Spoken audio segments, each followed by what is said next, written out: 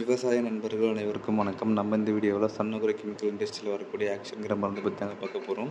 இந்த ஆக்ஷன் மருந்தோட technical name என்ன, இது ஒரு ஏக்கருக்கு எவ்வளோ அளவு பயன்படுத்தணும், எந்தெந்த பயிர்களுக்கு பயன்படுத்தலாம், இது பயன்படுத்துவதால் எந்தெந்த பூச்சிகளை கட்டுப்படுத்தும் மற்றும் இதோட விலை என்ன அப்படிங்கிறத பற்றி விரிவாக பார்க்கலாம். அதுக்கு முன்னாடி நம்ம சேனல் சப்ஸ்கிரைப் பண்ணாமல் இருந்தால் மறக்காம சப்ஸ்கிரைப் பண்ணிக்கோங்க. வாங்க வீடியோக்குள்ளே போகலாம்.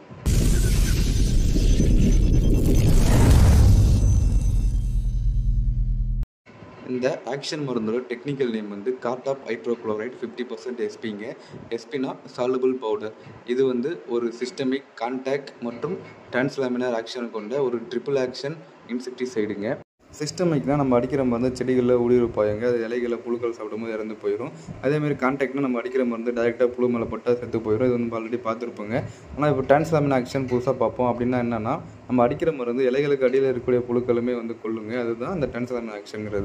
இந்த மருந்தை நம்ம புழுக்கள் மேலே ஸ்ப்ரே பண்ணும்போது புழுக்களுடைய நரம்பு மண்டலத்தில் ஃபுல்லாக பாதிப்பை ஏற்படுத்தி புழுக்கள் சாப்பிட முடியாமல் ஃபுல்லாக இறந்து போயிருங்க. அது மட்டும் இல்லாமல் இந்த மருந்து நம்ம ஸ்ப்ரே பண்ணும்போது இன்செக்டோட எக், லார்வா மட்டும் இல்லாமல் அடல்ட் ஸ்டேஜ் வரைக்குமே மொத்த லைஃப் சைக்கிளுமே வந்து இது க்ளோஸ் பண்ணிடுங்க. அடுத்து இது எந்தெந்த பயிர்களுக்கு பயன்படுத்தலாம், எந்தெந்த புழுக்களை கட்டுப்படுத்துன்னு பார்க்கும்போது குறிப்பாக நெல்லில் வரக்கூடிய லீஃப் ஃபோல்டர்னு சொல்லக்கூடிய இலை சுருட்டு புழுவையும் ஸ்டெம்போரன்னு சொல்லக்கூடிய குருத்து புழுவையும் கண்ட்ரோல் பண்ணுங்க. இந்த மருந்தை நெல் வயலில் எத்தனை நாளில் பயன்படுத்தலான்னு பார்க்கும்போது நெல் நடவு பண்ணலேருந்து 15 நாள்லேயே குருத்து புயலாம் வர ஆரம்பிச்சிருங்க. அதனால் 25 to 30 நாளில் கண்டிப்பாக இந்த மருந்தை ஒரு டோஸ் நம்ம ஸ்ப்ரே பண்ணி தாங்க ஆகணும். அப்படி ஸ்ப்ரே பண்ணால் தான் இந்த குருத்து புயல் வந்து கண்ட்ரோல் பண்ண முடியும். அது மட்டும் இல்லாமல் ஸ்ப்ரே பண்ணதுலேருந்து 25 நாள் கழித்து மறுபடியும் செகண்ட் டோஸ் வந்து ஒரு தடவை ஸ்ப்ரே பண்ணால் நல்லாவே வந்து கண்ட்ரோல் பண்ணிக்கலாம். அப்படி ஸ்ப்ரே பண்ணும்போது வயலில் இருக்கக்கூடிய தண்ணியை ஃபுல்லாக வடிச்சு விட்டு ஸ்ப்ரே பண்ணுங்கள். அப்படி அடித்தா தான் அந்த குருத்துப்பூச்சிகளை கண்ட்ரோல் பண்ண முடியும். ஏன்னா அந்த குருத்துப்பூச்சிகள் தண்டோட அடிப்பகுதியில் தான் இருக்கும். தண்ணி இருக்க அடிச்சோம்னா அந்த ரிசல்ட் நல்லா இருக்காது. அதனால் அடிக்கும்போது தண்ணியை வடிச்சிட்டு அடிங்க. அடிச்சுட்டு மறுநாள் வந்து தண்ணி கட்டிக்கலாங்க. நெல் பயிர் மட்டும் இல்லாமல் கரும்பில் வரக்கூடிய நுனு குருத்து புழுக்கும் கத்திரியில் வரக்கூடிய நுனி குருத்து புழுக்குமே வந்து இந்த மருந்தை வந்து நம்ம பயன்படுத்திக்கலாங்க. அடுத்து இந்த மருந்தோட அளவுன்னு பார்க்கும்போது நெல் பயிராக இருந்தால் ஒரு ஏக்கராக்கு 200 கிராம்லேருந்து 250 கிராம் வரைக்கும் பயன்படுத்திக்கலாங்க. அதாவது 10 லிட்டர் தண்ணியில் ஒரு டேங்குக்கு 20 25 கிராம் வரைக்கும் பயன்படுத்திக்கலாம். அதே கத்திரி செடியாக இருந்துச்சுன்னா ஒரு ஏக்கராக்கு 200 கிராம் வரைக்கும் பயன்படுத்திக்கலாம். அதாவது 10 லிட்டர் தண்ணிக்கு 20 கிராம் வந்து போதுமானது.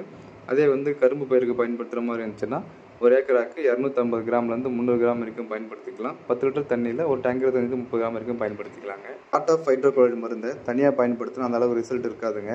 அதனால் இது கூட ப்ரோபனோபாஸ் ப்ளஸ் சைபர் இல்லை குளோரிபைரிபாஸ் சைபர் இல்லைனா லாம்டா சைக்ளோத்ரின் ஒரு டேங்குக்கு 30 35 ml வந்து கலந்து பயன்படுத்தும் போது நமக்கு ரிசல்ட் வந்து ரொம்ப நல்லாவே இருக்குங்க.